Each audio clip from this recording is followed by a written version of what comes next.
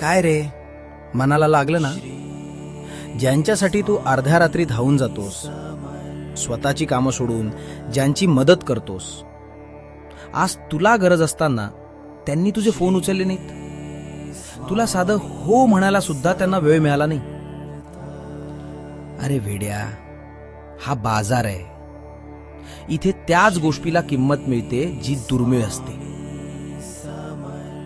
तू स्वतःला लोकांसाठी इतकं अवेलेबल करून ठेवलंयस की त्यांना आता तुझी किंमतच उरली नाहीये.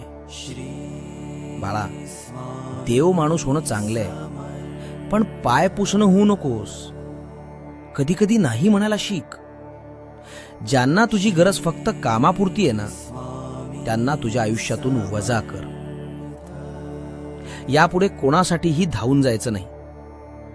ज्याला तुझी कदर आहे तो तुला शोधत येईल.